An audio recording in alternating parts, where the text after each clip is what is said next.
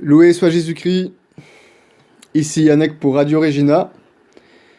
Alors aujourd'hui, notre ami Guillaume est de retour pour la suite de l'émission sur la Kabbale. Donc on a déjà fait 3 émissions sur la question judaïque. Donc pour rappel, encore une fois, la première qui est intitulée, alors je paraphrase peut-être un petit peu, L'Église est le véritable Israël. Ensuite, on avait eu le Talmud ou la trahison orale. Et puis la dernière émission qui est consacrée à la Kabbale, qui est intitulée donc la Kabbale, le paganisme judaïque. Alors ici, on va faire une nouvelle émission sur la Kabbale, donc on va préciser un peu plus de choses. On va voir ici, je pense, Guillaume, une partie un peu plus historique, tu m'as annoncé, je crois. Oui, alors bonsoir aux auditeurs de Radio Regina, salut à toi Yannick, et effectivement Salut. aujourd'hui on va un petit peu quitter donc la période de la Kabbale antique, j'ai envie de dire, ou de la proto-Kabbale, parce que dans la dernière émission finalement on s'était un peu contenté, on a qui était très longue, mais on était plutôt au niveau historiquement, on était plutôt dans une période beaucoup plus vaste, donc qui embrassait vraiment toute la littérature de la Merkava, qui est la littérature kabbalistique la plus antique, qui date déjà donc de la, si vous voulez, des 2-3 derniers siècles de l'ancien Israël. Et on avait étudié aussi le Sefer Yetzira, donc qui est vraiment le premier grand livre kabbalistique, et qui, lui, pour certaines parties du moins, date au moins du 3e, 4e siècle, mais dont la compilation semble un peu plus tardive quand même, plus à mettre en rapport avec l'époque médiévale. Mais en tout cas, on a embrassé vraiment une période beaucoup plus large et on s'était attardé surtout à exposer un peu les concepts de la Kabbale, alors qu'aujourd'hui, effectivement, on va passer directement au Moyen-Âge, à la période médiévale, et ce qui est une période charnière, vraiment là, au niveau de l'élaboration de la Kabbale. Donc on va beaucoup étudier aujourd'hui le Sefer Abaïr notamment. Et sans parler de la Renaissance par la suite, et c'est à ce moment-là que les chrétiens vont vraiment commencer à se faire contaminer un peu. C'est tout à fait ça, oui. Hmm. Justement, alors tu fais bien de le dire parce que c'était un peu par là où je voulais introduire la chose, donc je te remercie. C'est-à-dire que bien souvent, aujourd'hui encore, quand on évoque la Kabbale, ou quand on évoque même les débuts de la philosophie moderne, eh bien on a tendance un petit peu à, euh, à identifier la Renaissance. Je parle bien de la Renaissance italienne, grosso modo le 14e, 15e, 16e siècle. On a un peu tendance à identifier la Renaissance, cette Renaissance-là, comme étant vraiment le point de départ de cette philosophie moderne. Alors qu'en réalité, et on va voir que beaucoup de grands philosophes, je pense notamment à Étienne Gilson, nous disent qu'en fait, les débuts de la philosophie moderne remontent au XIIIe siècle. Et je dirais même qu'il faut même les faire remonter réellement à cette période vraiment cruciale qui est là aussi une période un peu interlope entre, grosso modo, la fin du 7e siècle et, grosso modo, le 12e siècle. Donc vraiment le Moyen-Âge, en fait. Hmm. Et on va comprendre un peu pourquoi. Tout simplement parce que c'est là où vraiment les sources kabbalistiques telles que justement le Sefer Abaïr, telles que le Sefer Yetzira qu'on a vu la semaine dernière, vont commencer à émerger et à vraiment être diffusées de façon active. On va comprendre pourquoi.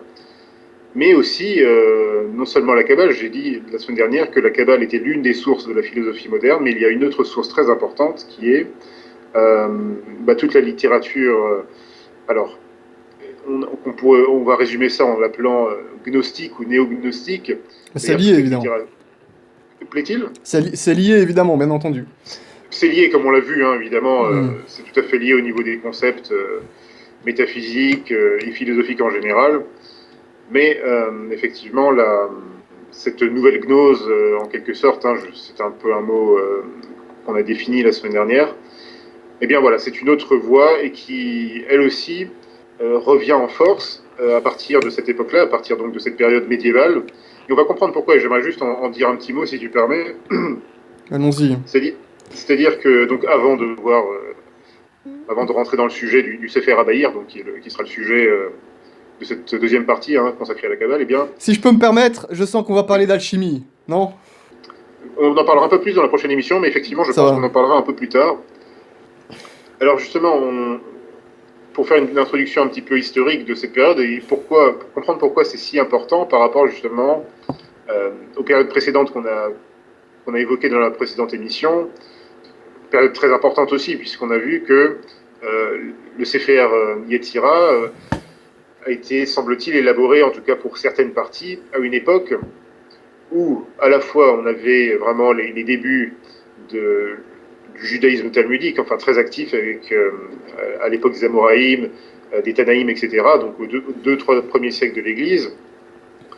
On a vu également que cette première partie de la Kabbale historique, on va dire, dans notre ère, était concomitante avec également la résurgence, ou plutôt l'émergence de toute une somme de sectes gnostiques, alors qui se prétendent plus ou moins chrétiennes, donc les manichéens, les basilidiens, les valentiniens de toutes sortes, donc tout ce que saint Irénée notamment a dénoncé. Donc c'est vraiment une période particulière. Alors, si juste je peux me permettre, Oui. juste, est-ce qu'il serait possible de repréciser, par empathie pour les auditeurs qui écouteraient cette émission sans avoir écouté la précédente, juste repréciser ce que c'est le Sefer Yetzira? Ah oui, le Sefer Yetzira, donc c'est le livre entre guillemets de la création ou de la formation selon la traduction.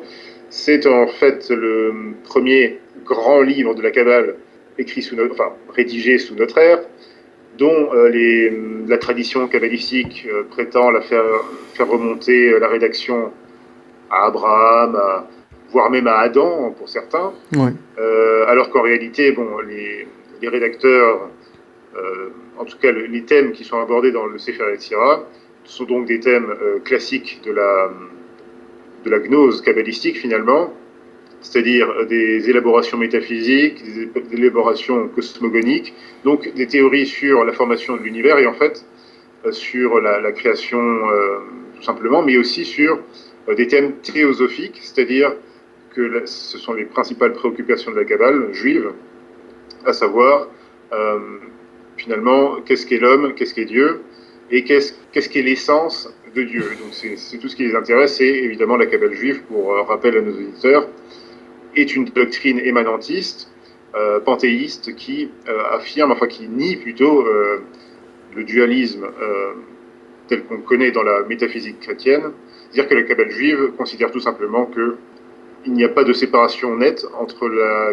créature et le créateur, mais que donc tout ce qui existe dans le cosmos, tout ce qui existe sur Terre, dans l'univers, n'est pas une création à proprement parler, mais c'est une émanation de Dieu, du Dieu de la Kabbale, voire une émanation des émanations divines de l'essence divine qu'on va aborder un peu plus aujourd'hui justement avec ce fameux arbre de vie kabbalistique, le fameux Séphiroth. Ouais.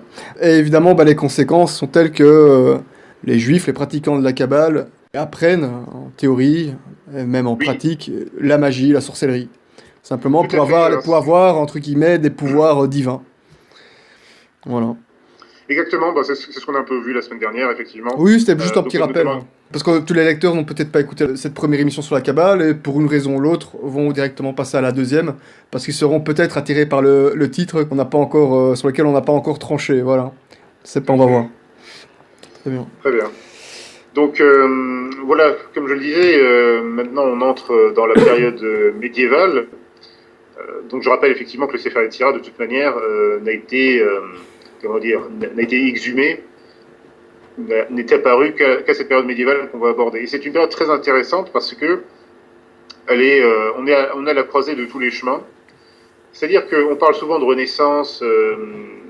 Quand on évoque la Renaissance, pour l'esprit moderne, on parle souvent, la Renaissance italienne, avec tout ce qu'est le 14e, 15e, 16e siècle, avec tout ce qu'il y a de bon et de mauvais dans cette période.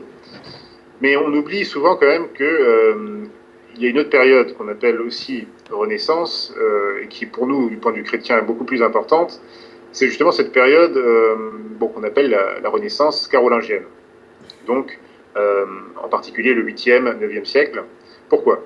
Alors, justement, c'est une période cruciale du point de vue non seulement d'un point de vue politique, d'un point de vue spirituel, mais aussi d'un point de vue philosophique, parce que l'historiographie moderne sous influence maçonnique souvent, caricature, enfin surtout au XIXe siècle, a beaucoup caricaturé, tu sais, le Moyen-Âge comme étant une espèce de période obscure dont on ne savait pas grand-chose, où les gens étaient quasiment retournés à l'état de bête ou quelque chose comme ça, alors qu'en fait, cette vision est complètement fausse et grotesque. Et bon, pour nous, c'est l'âge d'or, au contraire, mais bon. C'est l'âge d'or, vraiment, et en particulier le haut Moyen-Âge, c'est-à-dire la première partie du Moyen-Âge, qui vraiment est souvent présenté voilà, comme l'âge des cavernes quasiment, comme si tout d'un coup, voilà, tout ce qui existait en Europe, voilà, de l'Antiquité, enfin, des fondamentaux politiques posés soit par Rome, soit par d'autres grandes nations de l'époque. Voilà, tout ça a disparu tout d'un coup. Enfin voilà, c'est un peu la caricature de l'historiographie moderne, mais qui tend quand même à se rattraper à ce niveau-là, puisqu'il faut quand même être sérieux. Et en fait, comme tu le dis, c'est un âge d'or. C'est un âge d'or où toutes les techniques en matière d'art, en matière d'industrie, en matière d'art, par exemple, de construction, hein, c'est vraiment l'ère... alors c'est l'ère romane, puis surtout gothique, hein, qui arrive, donc vraiment avec des techniques de construction, mais vraiment extrêmement raffinées. Alors que les lecteurs n'hésitent pas à réécouter aussi l'émission sur l'art chrétien qu'on a fait avec notre ami Quentin, qui était très passionnante aussi. Voilà, c'est ce que j'allais dire, effectivement. Merci à toi. D'ailleurs, il habite dans ta région, je ne sais pas si tu l'as déjà rencontré. Pas encore, non. Pas encore. Ça viendra si Dieu veut. Ouais.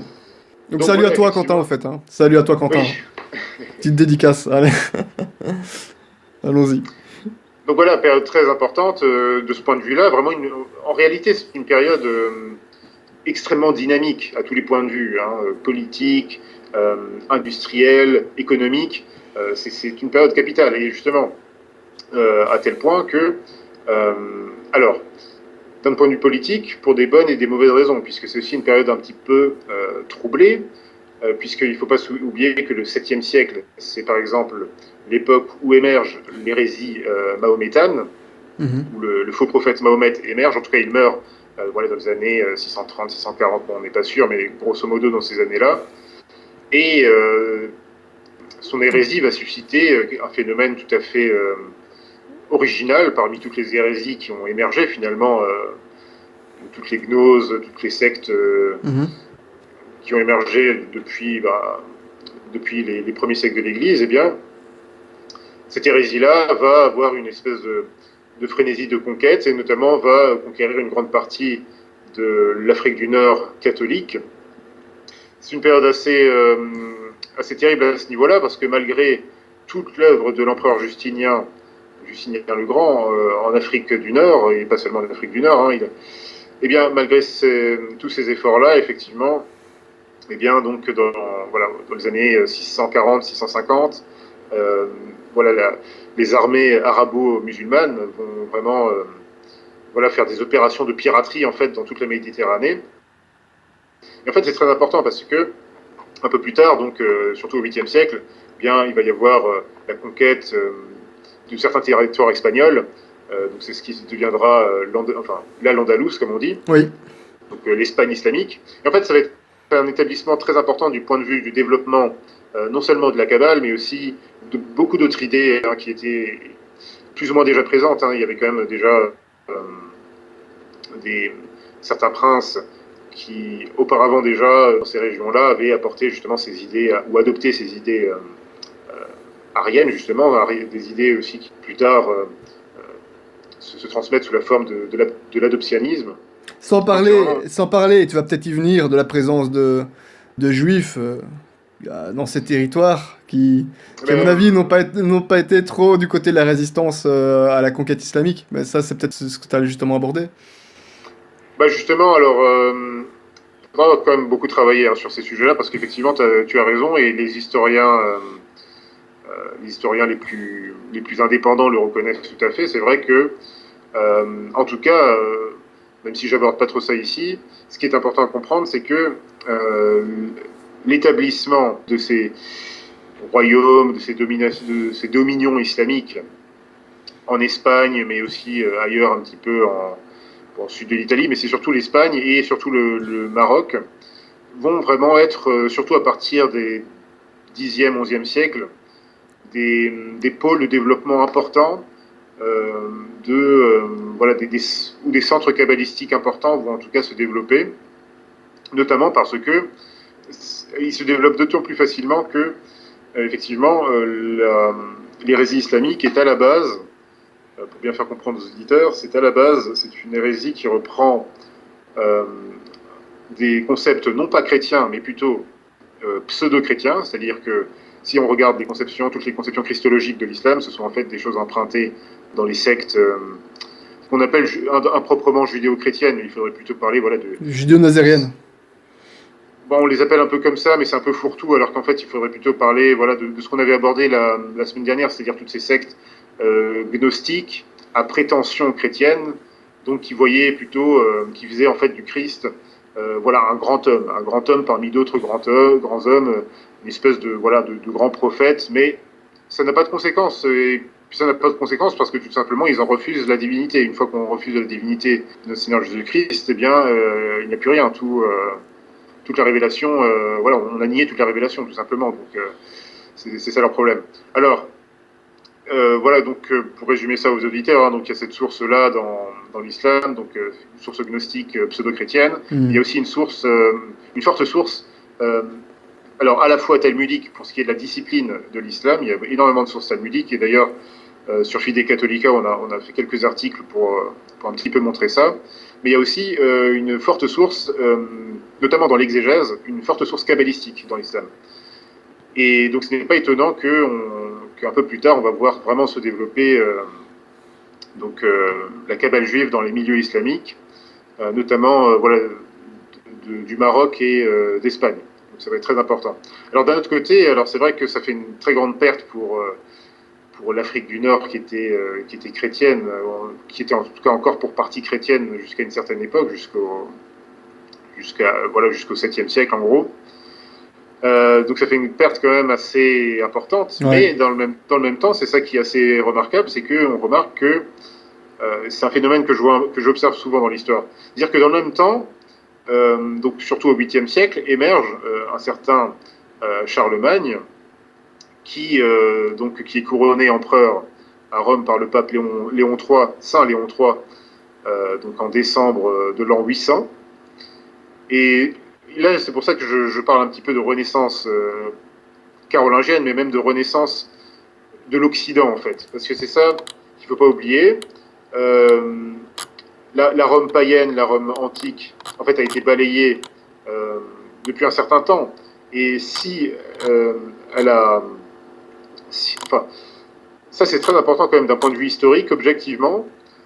Si la civilisation européenne a pris un tel essor, notamment entre le 5e et surtout jusqu'au 8e, 9e siècle, donc le siècle de Charlemagne, je le dis clairement, c'est vraiment grâce au christianisme, c'est vraiment grâce à ça, à cause de sa dimension morale et bien sûr de sa dimension surnaturelle, puisque tous les périls qui avaient lieu déjà, voilà, qui ont causé un petit peu la dégénérescence de la Rome païenne, eh bien, vraiment, le christianisme a sublimé tout ça et a donné une espèce de vigueur exceptionnelle, alors pas seulement on va dire à la Rome historique, enfin à la Rome, je parle là d'un point de vue politique, mais aussi justement de ce que vont faire des grands personnages, alors par exemple des grands rois qui vont se convertir,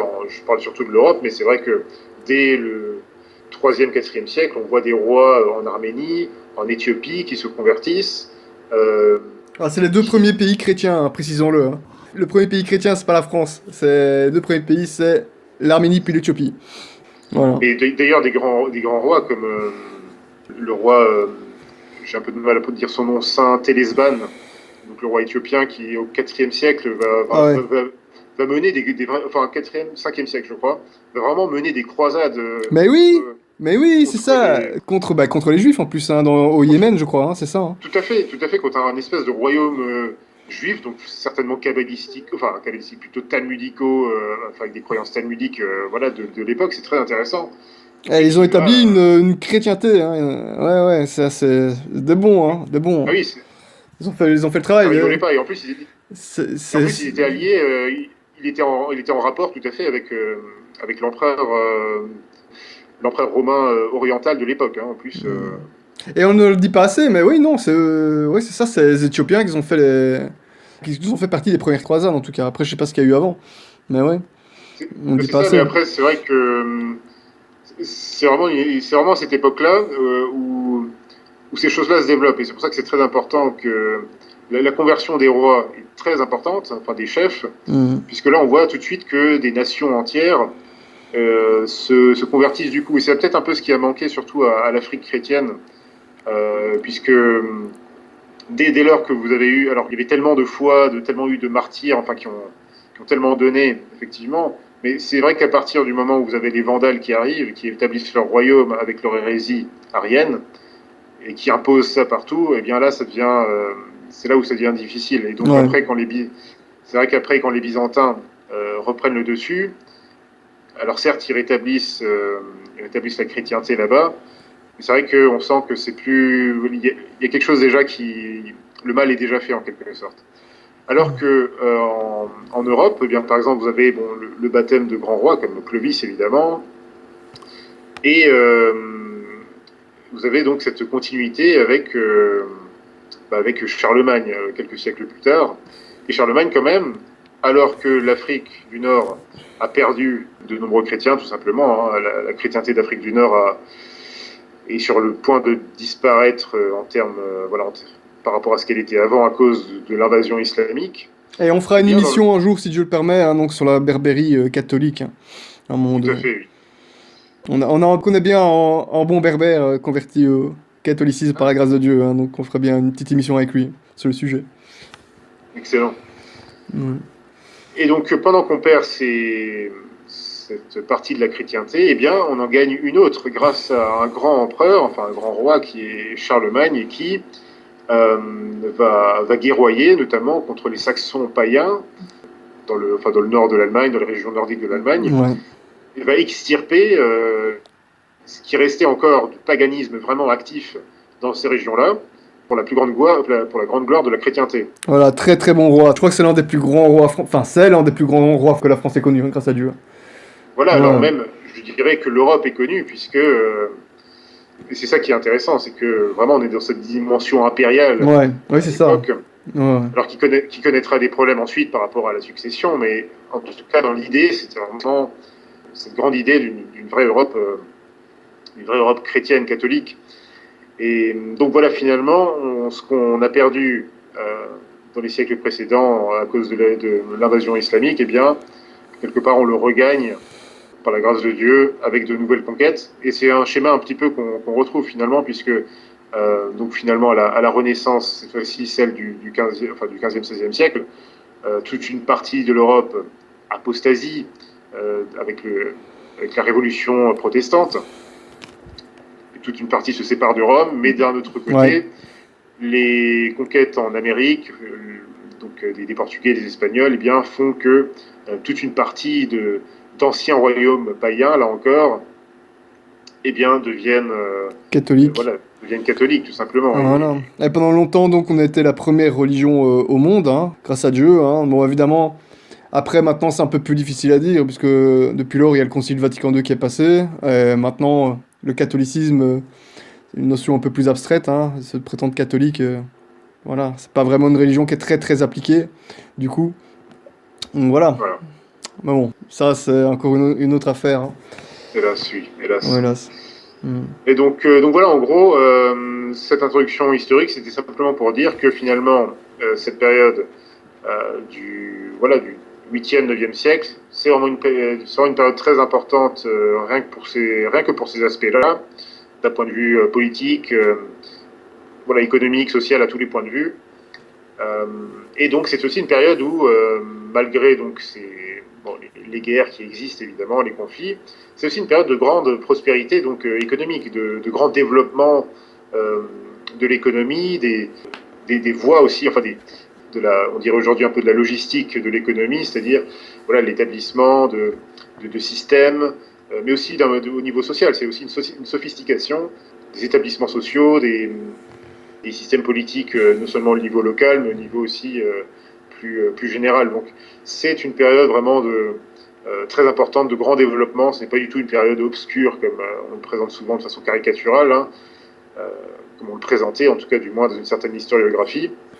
C'est une période très importante de développement. Et qui dit développement dit effectivement aussi transition plus facile d'idées, de concepts philosophiques qui effectivement, là aussi, trouvent leur chemin sur les voies du commerce, sur les voies de la guerre, sur les voies voilà, par différents canaux finalement. Et donc c'est un petit peu comme ça aussi que, à la fois ces vicissitudes, mais aussi ces périodes de prospérité vont permettre quand même, alors d'une part, de transmettre tout simplement tout ce qui était l'héritage de la philosophie antique grecque et romaine en particulier, alors pour le bon comme pour le pire, puisqu'effectivement, notamment dans les milieux monastiques, parce qu'on raconte souvent aussi, là encore, dans l'historiographie moderne, soi-disant, ce seraient les Mahométans qui nous auraient, enfin les philosophes musulmans qui auraient transmis Aristote, Platon, etc., par leur traduction, etc. En fait, c'est pas tout à fait vrai, c'est même tout à fait faux.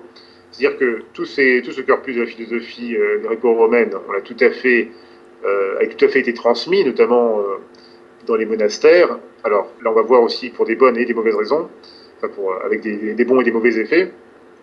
Mais comment dire, cette prétention, soi-disant donc les philosophes musulmans nous auraient transmis tout ça, en fait, c'est pas tout à fait vrai. C'est-à-dire que dans les différents royaumes arabo-musulmans, de l'époque, eh bien, vous avez aussi un grand intérêt pour les sciences philosophiques, en particulier pour tout ce qui touche à la métaphysique. Et donc, les philosophes musulmans sont très, très intéressés par ces thématiques-là, et c'est pour ça qu'ils vont très souvent être un peu l'équivalent, finalement, des kabbalistes dans leur propre milieu. Ouais. C'est-à-dire qu'ils vont procéder en fait à des traductions effectivement de Platon, d'Aristote et de bien d'autres. Mais en fait, ce qu'ils vont reprendre, ce sont surtout en particulier par rapport à l'héritage platonicien, ils vont surtout reprendre les concepts métaphysiques néo-platoniciens, donc qui sont exactement les mêmes que ceux de la Kabbale. Et ça va être aussi une voie de transmission un peu plus tard, surtout à partir du XIe, XIIe siècle, notamment en Espagne et aussi un petit peu en Italie. Puisqu'il faut savoir aussi que la Méditerranée, c'est un grand espace d'échange, parce que c'est vrai que, au XIe siècle, les croisades, les premières croisades vont être déclarées, mais il ne faut pas non plus oublier que pendant toute cette période, il y a des guerres, il y a des conflits, un petit peu partout, et notamment en Italie, effectivement, avec voilà, tous les problèmes posés par les Lombards, puis plus tard par les royaumes normands, etc., etc. Enfin, problème ou pas d'ailleurs, hein, ce sont des conquêtes. Et puis les musulmans aussi, voilà. Ouais. Les musulmans aussi vont par-ci par-là, voilà, en Italie, etc., etc. Mais dans le même temps, ce sont aussi des voies de commerce, et par ces voies de commerce, effectivement, il y a des échanges par lesquels se transmettent les idées. Et on va voir quelles idées, justement, en présentant maintenant un petit peu plus, en rentrant dans le vif du sujet, avec notre second corpus kabbalistique historique, qui est en fait le Sefer Abaï. Donc ça, c'est un nouveau livre, ça. C'est ça. Donc après le Sefer Yetzira, qu'on a vu la fois dernière, ouais. On a vu la fois dernière. Maintenant, on va un petit peu se pencher sur voilà, ce second grand corpus kabbalistique. Et donc, alors, pour le situer au niveau historique, justement, on est dans cette période-là, même un peu plus tard, puisque là, on a plutôt parlé des débuts du Moyen-Âge, enfin de la période du Haut Moyen-Âge, comme on dit. Et en fait, voilà, on peut dater plus ou moins le Sefer Abaïr, en tout cas pour sa parution, entre la fin du XIIe et le début du XIIIe siècle. Ce qui en fait un ouvrage assez tardif par rapport au Sefer Yetzira. Oui, par rapport au début du Moyen-Âge, effectivement. Voilà, ça semble un petit peu plus tardif, alors que le Sefer Yetzira, on commence à trouver des premières copies, je crois, déjà au XIe siècle. Donc, bon, mais en tout cas, ça démontre surtout que on est dans une période où non seulement ces rédactions, ces compilations émergent tout d'un coup, c'est-à-dire que on est quand même à une période où le Talmud est quasiment déjà compilé, voilà, est déjà presque totalement compilé. Et dans le même temps, on voit vraiment émerger une espèce d'effervescence dans les milieux juifs qui sont notamment en Europe ou qui sont en Espagne, etc. Et c'est très bien raconté dans le livre, dans les ouvrages de Gershom Scholem, donc qui est un des grands spécialistes juifs de la question, et qui a fait beaucoup de livres justement sur la Kabbale juive en particulier, mais surtout sur l'histoire des étapes du développement de cette fosse mystique. Et notamment, il remarque que à cette période-là, c'est vraiment là où il y a des centres kabbalistiques qui vont commencer à émerger un petit peu partout. Mais alors, attends, plus du côté séfarade ou du côté ashkénaze? Alors justement, c'est plutôt du côté justement de la Provence, de l'Espagne, donc côté séfarade, on va dire, pour résumer les choses comme ça. Ah ouais. Grosso modo. Même si on va voir qu'en fait, l'influence en fait de la Kabbale provençale, enfin des cercles provençaux, des cercles kabbalistiques provençaux, ou alors catalans, espagnols, etc. On va le voir surtout à partir vraiment du Sefer Abaïr, on va voir mais plus encore à partir du Zohar. Ils vont vraiment se diffuser justement dans le milieu plutôt ashkénaze de la judéité apostate, c'est-à-dire vraiment dans la Rhénanie, dans les Allemagnes, voilà, dans les Allemagnes tout simplement. Mais alors, ça a pris, le feu a commencé à partir plutôt des séfarades, du coup. On peut dire ça comme ça, effectivement. On peut présenter ça comme ça. Ah ouais. Alors, ces séfarades, effectivement, bon, voilà, ce sont les Juifs, voilà, qu'ils soient, alors soit des Juifs qui étaient installés déjà là, plus ou moins en Espagne, Ouais. d'autres qui sont d'origine berbère, d'autres qui sont d'origine, d'autres qui viennent carrément, bon, qui reviennent de l'Orient plus lointain, etc. Donc, c'est assez mélangé, mais c'est mélangé un petit peu comme les Ashkénazes, hein, dont les origines sont assez multiples. Ouais. Donc, voilà, effectivement, mais où tu as bien dit, effectivement, on est plutôt vraiment là. Dans le sud, quoi, ouais. Voilà, c'est le sud, hein, c'est vraiment là où ça se développe. Et ça se développe aussi parce que Moi, je pensais que c'était plutôt du nord, justement, mais... Ok. Ouais, justement, en fait, oui, ça part vraiment du sud et ça se transmet ensuite vers le nord. C'est ça qui est assez remarquable.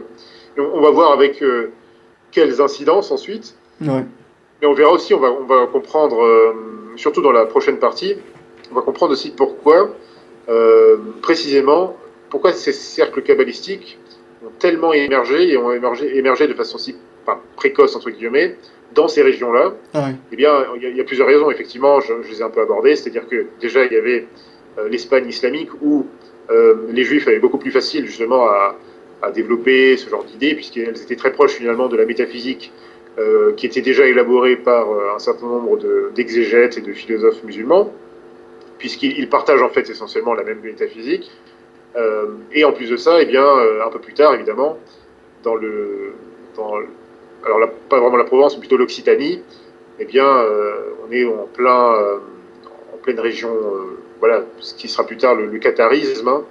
Et donc, ce sont des régions où, effectivement, il y a un certain, peut-être, libéralisme politique, un certain relâchement de certains princes dans certains milieux. Voilà, et puis, là, on est en plein dans l'ésotérisme, on nage en plein dans l'ésotérisme, donc... Bon, on va voir, il y a des connexions tout à fait étonnantes entre le catharisme et la Kabbale. Hein, fatalement, puisque c'est une gnose, encore une fois. Donc, fatalement, et on va voir que les historiens les plus impartiaux, enfin les plus détachés de la question, admettent tout à fait que effectivement, il y a clairement dans les doctrines des Cathars, il y a clairement une origine kabbalistique. Ce qui n'est pas surprenant, puisque vraiment, à cette époque-là, dans la Provence, l'Occitanie, l'Espagne de l'époque, eh bien, il y a un tel développement des cercles kabbalistiques qui ont vraiment une grande influence, hein, qui sont un petit peu comme les cercles, je sais pas, de pensée très populaires que vous allez voir aujourd'hui, hein, développement personnel, club de yoga. Bon, oui. Je caricature un petit peu, mais on n'est pas loin, hein, en termes d'influence, de popularité, quoi. et transcourant, enfin, c'est-à-dire que tout le monde s'y intéresse, quoi. Absolument, ouais. On pourrait en dire beaucoup, hein. On va pas trop s'étendre, mais voilà, Effectivement, oui. ça mérite aussi une émission, évidemment. Ouais. Donc, alors, comme je le disais, effectivement, bon, l'irruption du Sefer Abaïr dans cette époque qui est si déterminante, va avoir une grande influence vraiment, non seulement sur le milieu juif talmudique, donc comme tu l'as dit, également dans les milieux des juifs plutôt d'Europe alémanique, Oui, d'Europe voilà, vers la Rhénanie, etc., etc., mais aussi dans le reste de la société, alors que ce soit dans le monde islamique, mais aussi dans certains milieux voilà, plutôt libéraux, plutôt apostats ou suspects d'hérésie dans la chrétienté. Ça va être très grave. Et donc, alors, le Sefer Abaïr, finalement, qu'est-ce que c'est? Alors, tout d'abord, c'est un ouvrage anonyme, encore une fois, hein, et à chaque fois, ce sont des ouvrages anonymes, enfin, avec des prétentions de tel ou tel rédacteur, mais en réalité, voilà, on sait très bien que ce sont des compilations médiévales, en fait. Et alors, en tout cas, on attribue ce livre à un auteur qui serait un certain Narunia ben Rakana, donc un rabbin qui aurait vécu au deuxième siècle de notre ère, donc vraiment à l'époque des Tanaïm finalement. ça sonne très juif comme nom. Ah oui, Ah, c'est vraiment typiquement un nom, ouais, le c'est ça. rabbin judéen, quoi. Ouais. Mais en fait, alors on ne sait pas vraiment qui c'est, s'il a vraiment existé, mais ça donne encore une fois une origine assez classe, c'est-à-dire assez antique. Voilà, voyez-vous, c'était le Rav Ben Rakana, il a vécu au deuxième siècle, donc c'était un Tanaïm, etc. Donc voilà, mais c'est à chaque fois comme ça dans les ouvrages de la Kabbale. On l'a vu un peu avec les Sefer Yetzirah, avec un petit peu voilà, tous les auteurs qui étaient donnés, hein, même les plus prestigieux. L'idée, c'est toujours ça, et c'est systématique. C'est toujours un auteur, voilà, tout à fait, avec une très grande autorité. Même si on n'a aucune idée, il n'y a rien pour certifier que ce soit lui, ou même que ce soit quelqu'un qui ait existé. Mais Hmm. c'est un procédé. Et qui avait de très très grands pouvoirs, bien plus que nous, Voilà, les juifs actuels, etc. On connaît un peu le discours. voilà, Ouais. bon, on a donné quelques exemples hein, de pouvoirs magiques assez Ouais, dans la étonnants dernière quand même. vidéo, vers la fin de la dernière vidéo, on en a un peu parlé, ouais. Voilà. Hmm. Bon, Donc alors en on tout va cas, peut-être y revenir, bien entendu, hein, parce qu'on va plus aborder à un moment donné, peut-être dans la troisième partie, la sorcellerie, quoi. Hmm. voilà. Alors justement, voilà, par rapport à cet auteur-là, voilà, en tout cas même les académiciens juifs aujourd'hui, voilà, pensent que c'est évidemment pas lui le vrai auteur, et ils Hmm. pensent que c'est plutôt, voilà, c'est plutôt une compilation en fait qui a été réalisée par différentes personnes dans les cercles kabbalistiques, donc médiévaux, hein, donc en Provence ou en Espagne. Et beaucoup d'hypothèses se portent sur un très grand kabbaliste de l'époque qui s'appelait Isaac l'Aveugle, qui est né en 1160. Et d'ailleurs, même que ce livre, le Sefer Abaïr, aurait même des origines plus lointaines en termes de géographie, puisque l'universitaire juif Ronit Meroz pense que certaines parties du Baïr sont en fait d'origine babylonienne, mais du Xe siècle de notre ère. C'est-à-dire, il a vu ça par rapport notamment à la typologie des caractères, etc. Et voilà, il pense que ce serait effectivement à la base des milieux juifs installés donc en fait dans l'actuel Perse ou dans l'actuel Irak, mais qui à l'époque était sous domination islamique. Ouais. Voilà, que ce Sefer Abaïr aurait été rédigé en premier lieu. Comme si C'est-à-dire c'est une en fait origine irakienne, quoi, du coup. voilà, des milieux juifs, mais finalement des Hmm. milieux juifs qui sont restés en Babylonie, Hmm. Enfin, tout oui, voilà, simplement. exactement, voilà. Ouais. Donc c'est très intéressant comme hypothèse. Mais c'est tout à fait possible. Enfin, bon, bref, quoi qu'il en soit, comme je le disais, le Sefer Abaïr, il se présente vraiment sous un style antique. Il va imiter le style de l'exégèse donc des Midrash, donc de l'exégèse un petit peu antique. Hein, et en fait, le Sefer Abaïr va surtout s'occuper de commenter les premiers chapitres du livre de la Genèse. Il va mettre ça sous la forme d'un dialogue entre maître et élève, donc entre le maître, donc le rabbin Ben Rakana, et donc ses élèves. D'ailleurs, le premier à citer le Sefer Abaïr, Donc c'est là encore un grand talmudiste, un grand kabbaliste médiéval, qui n'est autre que Narmanide, donc le Rambam, comme l'appellent les Juifs. Et donc voilà, il s'en réfère, et vraiment il appelle même le Sefer Abaïr, il l'appelle le Midrash du rabbin Ben Rakana. Donc il a vraiment un grand respect pour ce livre, et on va voir que le Sefer Abaïr, mais tout comme le Sefer Yetzira, a vraiment une très grande importance, et il est très respecté. Il fait partie vraiment du grand corpus kabbalistique du judaïsme talmudique.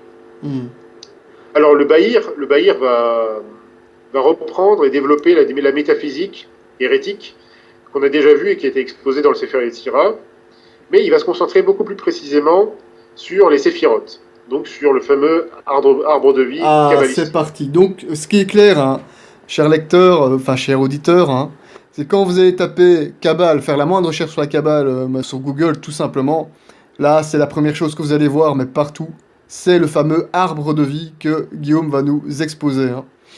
Alors, enfin, voilà, peut-être pas aller dans les détails, parce qu'à mon avis, il y a énormément, il y a une quantité de matière astronomique à ce niveau-là, mais on va un peu introduire le sujet là maintenant. Voilà. Alors, juste pour exposer rapidement, qu'est-ce que cet arbre de vie kabbalistique? En fait, cet arbre de vie, c'est en fait, dans la Kabbale, c'est la représentation du processus de création. Donc, comme on a vu dans le système kabbalistique, c'est une création en fait émanentiste. Hein. Ce n'est pas du tout la création telle qu'on l'aperçoit dans la Bible ou dans la doctrine catholique. Donc, cet arbre de vie représente en fait le processus de création qui met en œuvre, alors, soit dans le macrocosme, donc le cosmos, ou alors dans le microcosme, qui est en fait l'être humain. Voilà, va représenter et mettre en œuvre les énergies, c'est-à-dire les puissances, les fameuses séphirotes, en fait, qui émanent du Créateur. Donc il y en a plusieurs, elles sont connectées par des chemins. Donc il y a 10 séphirotes, et il y a 22 chemins, donc qui sont tous représentés par une lettre de l'alphabet hébreu. Et donc, en fait, cet arbre de vie kabbalistique, c'est une représentation graphique de cette distinction exposée dans la Kabbale, c'est-à-dire de cette distinction de l'essence qu'ils appellent le Ein Sof. Donc le Ein Sof correspond en fait à leur infini. Donc en fait, je dirais même pas que le Ein Sof est le Dieu kabbalistique, puisque en fait finalement, le Ein Sof n'est qu'une partie de l'émanation primordiale du Dieu kabbalistique, puisque nous sommes dans un système émanentiste, panthéiste, donc nous sommes dans un système qui, en dernier ressort, touche finalement, enfin, c'est ça qui est très important, j'aimerais le dire aux auditeurs, le judaïsme talmudique ou kabbalistique, peu importe, n'est pas un monothéisme. Parce qu'on vient d'exposer d'un point de vue métaphysique, c'est forcément un polythéisme, puisque il va diviser l'essence de Dieu en différentes entités, en différentes émanations, mais il va affirmer également que ces émanations ont été, certaines d'entre elles, certaines donc de ces séphiras, de ces différentes séphirotes, certaines sont à l'origine de tel ou tel élément dans le cosmos, certaines, notamment le fameux Shekinah, est à l'origine de la création donc de la matière. Donc la Shekinah, c'est la séphirote qui se trouve, la séphira qui se trouve tout en bas de l'arbre kabbalistique. Voilà, et tout en haut, c'est l'esprit, quoi. Tout en haut, voilà, c'est la couronne, Keter. La couronne, ouais. Voilà, donc qui est présenté souvent comme correspondant en fait, ou en tout cas représentant les restes finalement d'une conception qui à l'origine était peut-être correcte, donc et antique, en tout cas de la Sainte Trinité, mais qui dans le système kabbalistique évidemment n'a plus rien à voir et est un blasphème horrible, puisque dans ce système-là, effectivement, et on va le voir, puisque pas dans cette partie, mais surtout dans la prochaine, puisqu'on va parler. C'est vraiment le Zohar va vraiment développer énormément ces concepts-là, notamment après le Zohar, ce qu'on appelle la Kabbale d'Isaac Luria, qui va être un très très grand kabbaliste, vraiment donc vers la fin de la Renaissance, puisqu'ils vont vraiment développer à fond la compréhension finalement de ce système métaphysique kabbalistique, de ce processus dans l'émanation, pour essayer de distinguer, voilà, qu'est-ce qui précède C'est ça qui est terrible, parce que finalement, ils vont commencer à se dire, mais qu'est-ce qui précède finalement le Ein Sof? Qu'est-ce qui précède telle partie de l'émanation? Excusez-moi, mais il n'y a rien qui précède Dieu, et il n'y a rien qui succède à Dieu. Enfin, Dieu est infini, mais l'infini dans la Kabbale juive, comment dire, se trompe complètement dans la mesure où l'infini est confondu avec la matière, il est confondu avec la création. Puisque si la création est une partie, notamment en particulier l'homme, est une partie de l'essence divine, ce qui est tout à fait aberrant, eh bien ça veut dire que la planète Terre, le cosmos et l'homme lui-même, les animaux, enfin tout ce qui existe, sont aussi éternels que Dieu. Ça revient à dire ceci. Oui, c'est ça. Donc ce sont des Terrible. systèmes aberrants. Ouais.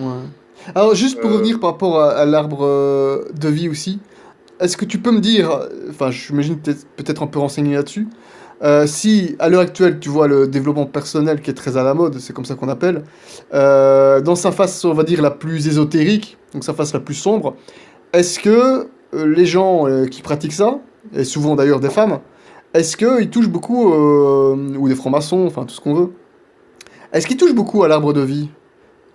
On l'avait comparé au chakra la semaine dernière, parce que là, évidemment, ils y touchent beaucoup. Mais l'arbre de vie, est-ce qu'ils l'emploient pour un peu pour leur développement personnel?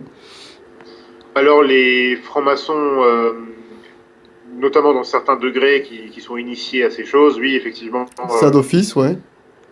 voilà, alors en tout cas, ils glosent là-dessus, ils étudient un petit peu ces aspects-là. Ce qu'ils en font exactement, je ne sais pas tellement.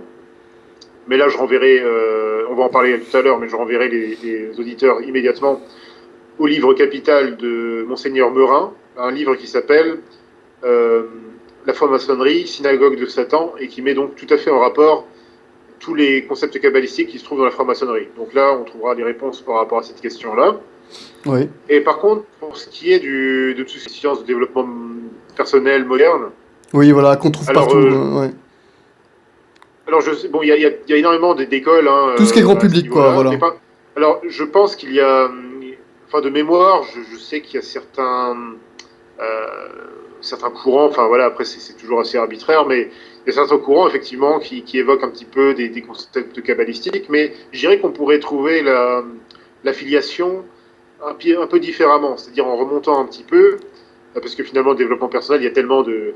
Voilà, ça part un peu dans tous les Ça sens. part dans tous les sens, voilà. Et ils sont pas tous spécialement ésotériques, parce qu'il y en a qui sont plutôt universitaires et intelligents, Oui, et voilà, internationaux. Il y a de c'est tout, ça, il y a de tout.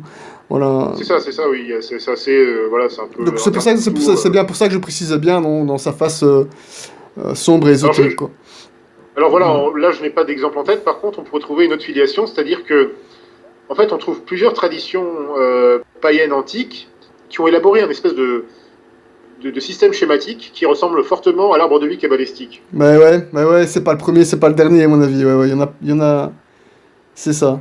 Par exemple, alors on le retrouve par exemple dans la tradition babylonienne. On le Sérieux. retrouve aussi dans oui, on le retrouve aussi dans l'ésotérisme égyptien, avec un système alors qui s'appelle le sycomore sacré, et un autre qui s'appelle le pilier Djed. Alors je ne connais pas très bien la mythologie, enfin toutes les sciences de l'ésotérisme égyptien, mais j'ai appris ça. Il y a aussi, on le retrouve également dans le Rig Veda. Mhm. Là encore une fois, hein, puisqu'on a vu que Il est partout, en fait. Ouais, bah, exactement. C'est ça, c'est partout. fois, D'une manière ou d'une autre, ce genre de partout. truc est partout. Ouais. Et d'ailleurs, je vais te dire un truc. Donc, tu sais bien, la semaine dernière, on a voulu compiler évidemment la petite émission qu'on a enregistrée, hein, donc il fallait une petite image d'illustration, mais moi j'étais un petit peu embêté parce que je voulais pas mettre d'image correspondant au rite de sorcellerie de la Kabbale ouvertement. J'allais pas mettre l'arbre de vie, j'allais pas mettre. Tu vois ce que je veux dire? Donc c'est parce que c'est moi qui étais chercher le petit aperçu, hein. Et du coup, ben, comme tu sais, donc j'ai constitué une image par rapport à ce que tu racontais, par rapport au fait que dans le kabbalisme, Dieu est considéré comme avoir créé le monde à partir des lettres hébraïques, ce qui est un peu insensé, mais bon voilà. Donc parce qu'on avait un peu rigolé là-dessus, hein. Oui. Donc c'est en fait, mais en cherchant en fait des illustrations et comme je t'expliquais, voilà, je tombais souvent, on tombe souvent, très souvent sur l'arbre de vie quand on fait une recherche sur la Kabbale, notamment là où tu peux trouver des images de façon assez précise, c'est le site Pinterest ou je sais plus comment on prononce, tu vois. Je suppose que tu Oui. connais, on trouve de très très belles illustrations pour tout et n'importe quoi. Et là, je fais des recherches et là, quand tu commences à parcourir ce qu'on te propose par rapport à la Kabbale, notamment l'arbre de vie, etc. Ben fatalement directement. Et là, ça devrait donner un peu quand même, j'espère, avec l'aide de Dieu, la puce à l'oreille aux juifs qui nous écoutent, éventuellement, parce il y en aura certainement.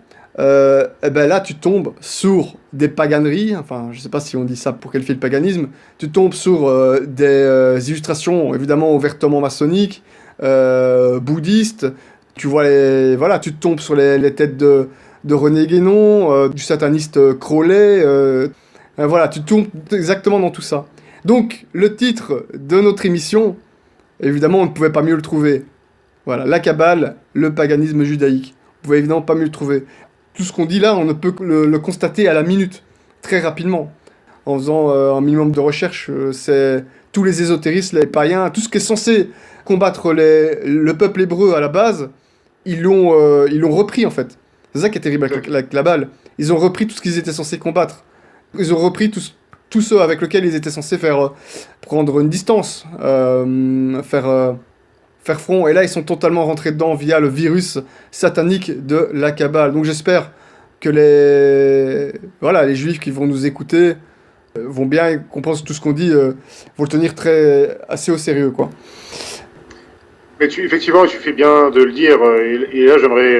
Alors, pour les éventuels juifs qui nous écouteraient, je vous conjure de vous convertir à la religion catholique et de redevenir des vrais juifs, comme le disait très bien, et prendre l'exemple des abbés Lehmann et de tant d'autres qui ont compris ces choses. Hein, et on va voir pas des moindres, on en parlera un petit peu parce que très souvent, on l'a vu avec le Talmud par exemple, c'est un juif converti qui a vraiment mis la puce à l'oreille aux autorités religieuses par rapport aux choses qu'il y avait dans le Talmud. C'est aussi un juif allemand, Jean Pfefferkorn, qui a été l'un des premiers à dénoncer justement certains kabbalistes entre guillemets chrétiens qui étaient vraiment suspects d'hérésie, qui étudiaient la Kabbale, mais voilà, en allant un petit peu trop loin, enfin voilà, et pas forcément des intentions très très nobles. Oui. Et donc voilà, Ouais, j'aimerais conjurer, voilà, j'aimerais vraiment inciter tous nos juifs vraiment à étudier ces choses, à se convertir. Mais effectivement, il ne faut pas oublier que ces émissions qu'on fait sur le Talmud et la Kabbale sont des émissions apologétiques. Pour l'instant, comme c'est très long d'étudier tous ces sujets, on expose d'abord les concepts, on expose tout d'abord on met en évidence les erreurs graves qui se trouvent dans ces doctrines. On fera une émission, si Radio Regina veut bien m'inviter, où bah t'es dans l'équipe, hein, Guillaume. on ferait une somme, en fait, Oui. si vous voulez bien de moi, eh bien, où je ferai une somme de tout ce que j'ai pu trouver de pire dans le Talmud notamment. Et je ferai aussi une somme un petit peu voilà, plus condensée de tout ce qui est vraiment tous les exemples les plus farfelus, les plus étonnants voilà, de la magie, hein, de la magie kabbalistique, pour vraiment clore un petit peu ce cycle et pour vraiment pousser effectivement les juifs à se convertir, parce que c'est ça qui est aussi... C'est le but, hein, c'est tout.